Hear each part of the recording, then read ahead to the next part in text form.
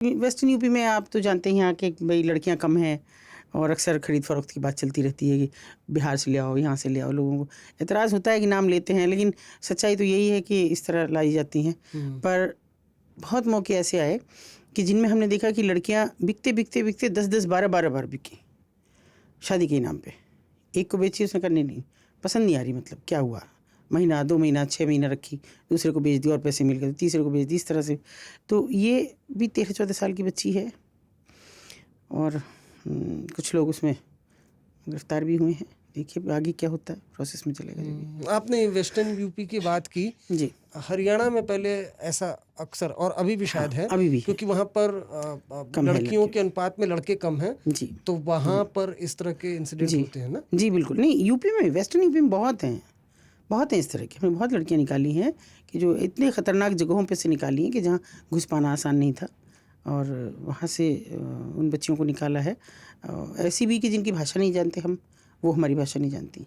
हैदराबाद की भी लड़की निकाली हमने, बहुत ही दबंग आदमी की, जिसके पास पुलिस भी आना चाहती थी। पुलिस थानेदार थाना छोड़ के भाग गया, आए ही नहीं। पूरा दिन हम लोग रेस्क्यू में रहे, उसमें मर भी सकते थे, कुछ भी हो सकता था। मतलब कैसे हम लाए, ये तो एक पोलियो ड्रॉप पिलाने वाले बन के गए, और कैसे लड़की निकाली, कितना हम पे हमले हुए।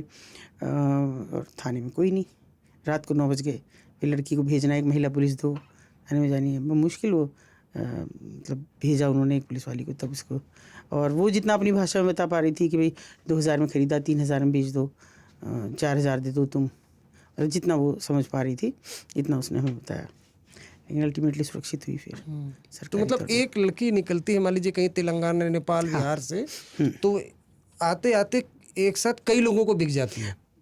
अगर वेस्टर्न यूपी में आई, हरियाणा में आई, तब कई लोगों को बिक जाती। वहाँ से तो आई तो सीधा टारगेट एक आदमी को। एक आदमी ने कहा मेरी शादी नहीं हो रही, मेरे बच्चे की नहीं हो रही, मेरी किसी की नहीं हो रही। जैसे मैं उदाहरण के तौर बताती हूँ, अभी मैं आपके ऊपर आ रही हूँ, लिफ्ट में थी, बीच में से किसी का फ़ोन आता है कि जी वो आपने कहा था कि मैं नारी निकेतन चला जाऊँ और वहाँ पे फॉर्म भर दूँ, तो अपाहिज है वो, तो वो तो मना कर रहे हैं मेरी स्थिति देख के। अब मैंने कहा मैं इसमें क्या कर सकती हूँ? तो बोले कोई आपके पास बहुत लड़कियाँ आती हैं, उनमें से किसी से करा दो।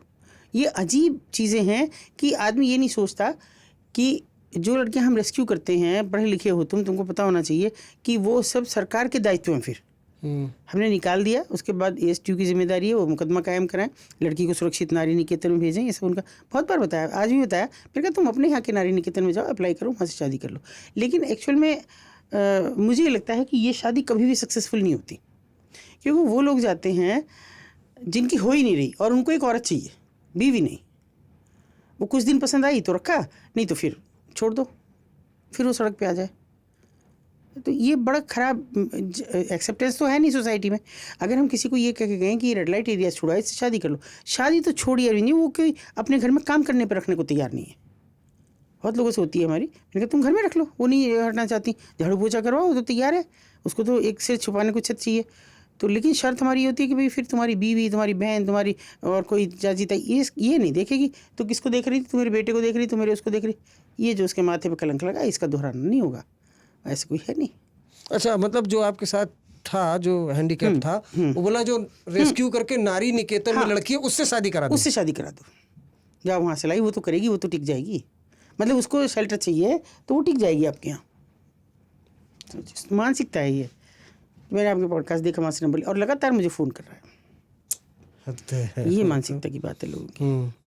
बहुत करते हैं, एक 60+ हैं और फौज से रिटायर हैं, वो मुझे कल फ़ोन कर रहे हैं कि मैडम एक बस बात कर। नहीं 75 एज के हैं, उनकी बीवी पिछले साल गुजर गई हैं और लगभग 2 लाख 2.5 लाख की उनकी आमदनी भी है महीने की, जिसमें से वो अपने पास 50,000 रखते हैं और बाकी बेटे को देते हैं। क्योंकि बेटे बहू से मेरी पढ़ती नहीं है।